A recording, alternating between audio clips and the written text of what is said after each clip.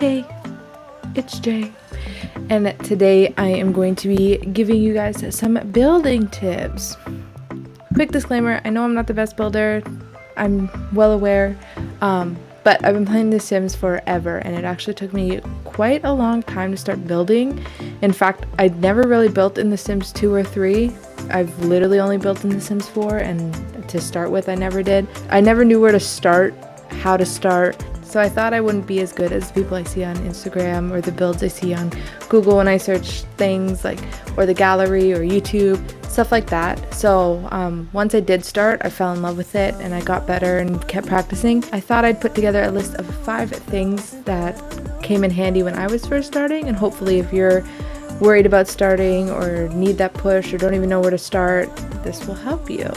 That's the plan. I got my handy dandy notebook here. I got my handy dandy notebook here with all my points and my building tips. The first step is, I think the most important part, is discovering what you probably struggle most at. So building houses in The Sims can be broken down into 2 strengths/weaknesses depending on who you are, and that's building the actual house, the shell, the floor plan, stuff like that, and furnishing or decorating. So pick the thing that you struggle most at in regards to those 2 and focus on that. I think the more you practice at the thing you struggle at, the more you'll feel more confident to be able to build a full house. And kind of jump out of your comfort zone a little bit. If you struggle most on building and floor plans and building the actual structure of the house, I suggest finding a floor plan online and recreating it or using that as heavy inspiration in your Sims. But it's a great way to see how houses normally formulate. You'll start to realize that there's a lot of patterns that a lot of houses follow. So for that, I actually use a website called floorplans.com. I know Little Simsy uses this as well, and it's a really good website. It has hundreds and hundreds and hundreds of houses on it of all different styles, all different sizes, and you can find the blueprints for free just by scrolling down the page. It shows you the outside of the house so you can recreate that. It shows you the floor plan, and just doing a bunch of those will help you understand, oh, bathrooms are usually this size in here and kitchens usually go this way. It helps you find the patterns that often come with building houses. Viewing floor plans and recreating floor plans will help you feel more comfortable and confident when you start to build actual houses. So that's my suggestion on practicing building the actual frame of the house or the floor plan of the house. I think recreating floor plans is a really cool way and an easy way to help you kind of get better and feel more comfortable at building full-size houses. It can be kind of daunting if you prefer to decorate, to realize, oh, I have to do this whole thing before I can decorate. So this will allow you to kind of get more used to it and feel more comfortable and confident. Like I said, that's the main goal, is to practice something over and over again until you feel more comfortable and confident doing it. Wow, are those the words of the day? Let's see if I can implement them in all 5 tips. If you're worse at detailing, which this is me 100%, I like building more than I like decorating. But if you struggle more at decorating, my suggestion for you is to go onto the gallery and find an empty shell of a house or just an empty house. You can search empty house or empty shell, those kinds of search terms, and then just go to the most popular or newest or however you want to search that. Pick one you like to look at and it'll give you a completely empty house for you to decorate. But doing this will help you practice how much furniture goes into different sizes of homes, different styles of homes, what kind of furniture, and again, will make you comfortable and confident. Yes. So one of the things that I really struggled with when I wanted to start building was never knowing what to build. And so my suggestion is, if you're struggling with finding inspiration, think of the family that you want to live in your home, or think of the people you want to live in your home. If it helps, create them and create a sim. I always find I have way more fun and I'm able to finish a build faster with a lot more detail if I'm picturing who lives there. For example, if I'm building an apartment for a crazy cat lady versus a struggling artist, those 2 apartments are going to come out very, very differently, but I'm going to put my all into both because I'm thinking of the person who's going to live there and creating inspiration for me. I think this is a huge, huge, huge game changer for me. When I first started building, I was building very, very, very generic homes. And once I started struggling with inspiration and realizing all my houses were looking the same, that's when I started thinking about, okay, who's gonna live here? What kind of family is this home geared towards? The thing with building in The Sims is you can kind of get stuck in building a model home over and over again with very generic furniture. I found with myself, I found a bunch of my builds looking very similar and very much the same and got very discouraged. Word of the day. And that is a very oh my god, very oh my god, that's gonna bother me so much. Discouraged. Oh my god. So thinking of the people you're building this house for or who's going to live in there can really help with the inspiration to make your builds different and get you to go out of your comfort zone. If you're used to building model family homes, build a home for a bunch of roommates fresh out of college. Switch it up, and then that'll get you further and make you more confident and comfortable.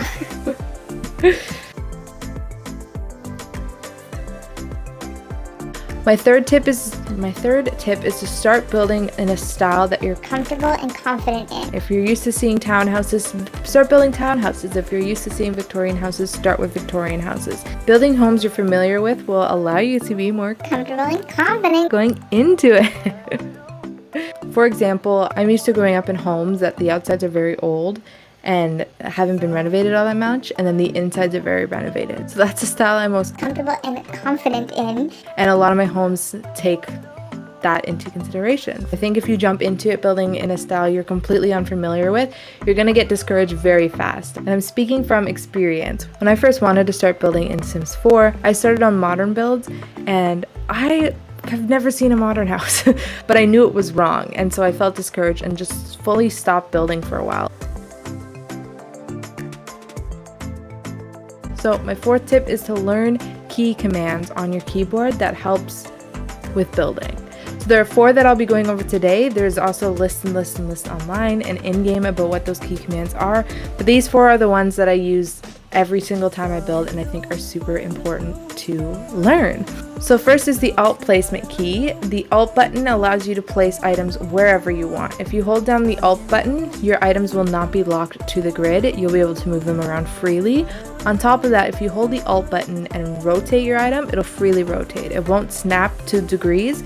You can rotate it as far as you want. This key is super useful for decorating homes. I find it makes everything look more, again, non-model-esque. It looks like it's lived in. It looks like people are there. So that key is very important. The next keys are the 9 and 10 keys. These 2 keys allow you to raise items up and lower items. 9 goes up, 10 goes down.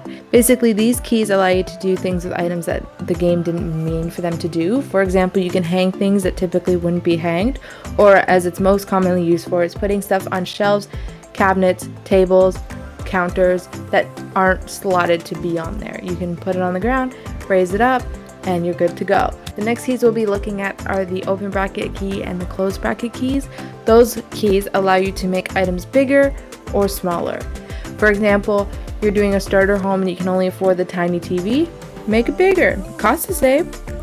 I like this a lot when it comes to landscaping actually. Sometimes the trees are so huge that they just so these keys really allow them to fit and feel more realistic on your lot. So the final key I will be talking about is Control F. This command allows you to place flooring on quarter tiles or the little triangles.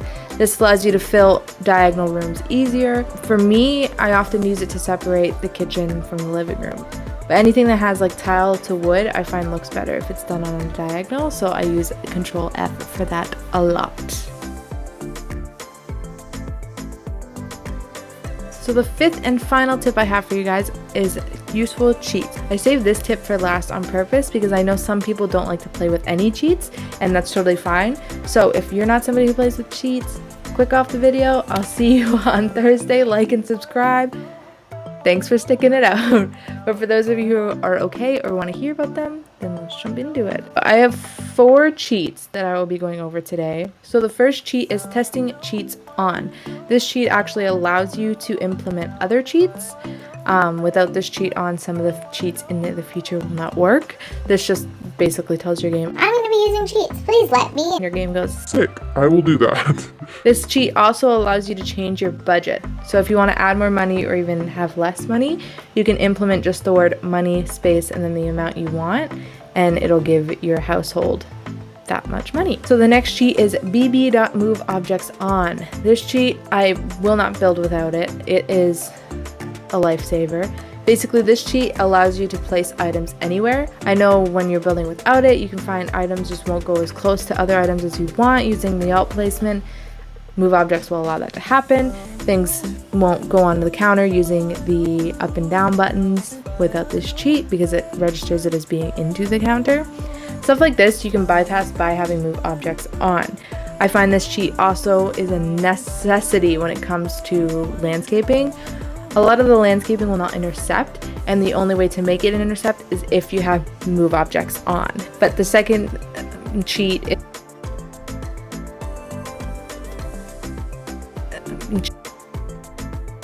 is bb.show live edit objects and bb.show hidden objects. Both these cheats open all the world's hidden objects to you. There are things used to decorate the different worlds: trees, landscaping, fences, pavements, everything.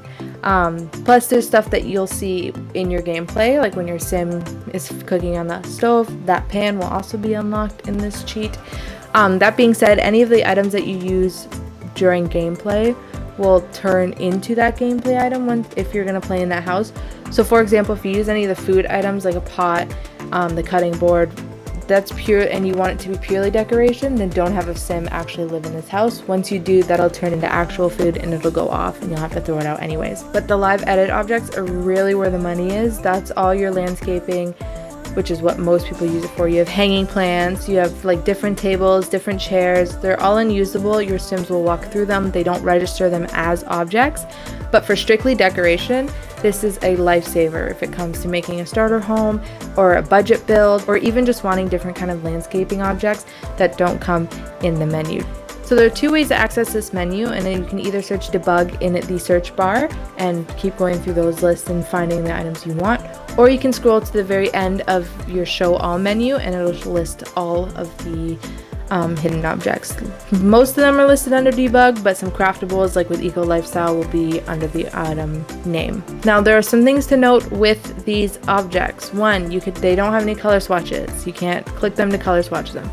Two, you can't eyedropper them. So I suggest if you're going to be using something that you know you're going to be using multiple of, taking them all out of the menu at once, leaving them on a corner of your lot so you can easily find them. Otherwise you're going to scroll through the whole menu to try and find them again. The fourth and final cheat is the bb.ignore gameplay unlocks entitlement.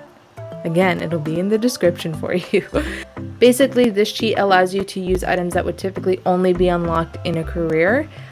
If you're building from the menu, typically I believe you're fine, you can use them. But if you're building with Sims in your household, then you need to use this cheat in order to unlock your chair, your desk, a random freezer, anything that comes with the careers. That's how you get them and are able to build with them.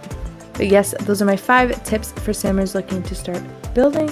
Let me know what you think. Leave some of your own tips in the comments down below. If you liked this video, I'd really appreciate if you could give me a like, maybe a subscribe. I post new videos every Thursday and Saturday. This Thursday, I will be posting a speed build because I miss speed builds. But yes, as I mentioned in my Thursday video, I am moving, so that's been at the forefront of my mind. I will have a video up this Thursday if my internet does what it's supposed to be doing. But if not, I will keep you posted. If you want any updates, please follow my Instagram. I post everything there, including stuff that I don't post on YouTube, like my legacy that I just started. All of that fun stuff will be there. That is also in the description. But yeah, I will see you guys then. Have a great day. Bye.